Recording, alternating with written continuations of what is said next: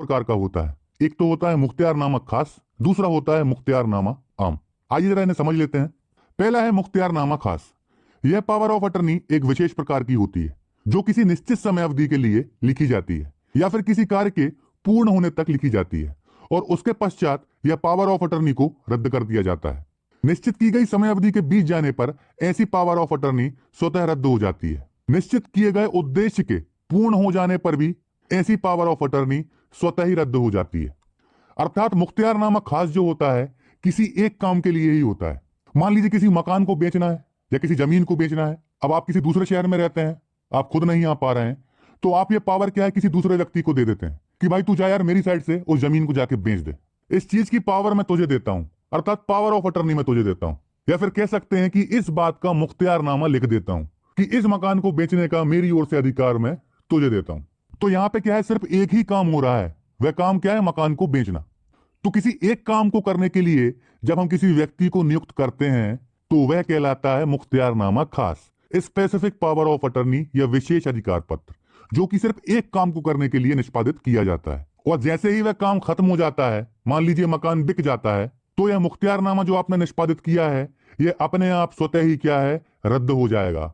अर्थात उसकी वैलिडिटी जो है वह खत्म हो जाएगी जैसे ही काम खत्म हुआ। मुख्तियारनामा खास विशिष्ट या सीमित कार्यों या निर्णयों के लिए अधिकार प्रदान करता है। उदाहरण के लिए यह किसी को एक निश्चित अवधि के दौरान संपत्ति बेचने, चिकित्सा निर्णय लेने आदि के लिए अधिकृत कर सकता है। तो जब कोई एक काम हो रहा हो तो उसके लिए आप निष्पादित करते हैं मुख्तियारनामा खास।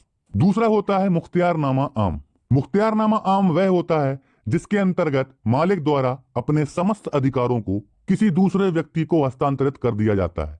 मुख्तियारनामा आम अनिश्चित समय के लिए होता है।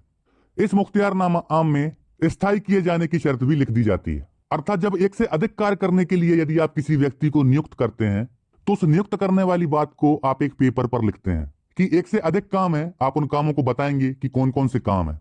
अर्थात जब एक से अधिक काम करने के लिए आप किसी व्यक्ति को नियुक्त करते हैं तो वह कहलाता है मुख्तियारनामा आम।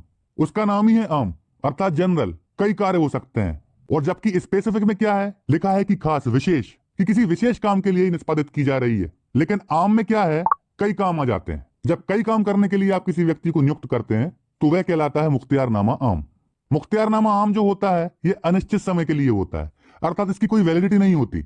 एक बार आप निष्पादित कर दें, अर्थात किसी व्यक्ति को नियुक्त कर दें अपनी ओर से कार्य करने के लिए, तो उसकी वैलिडिटी क्या है, हमेशा के लिए रहेगी।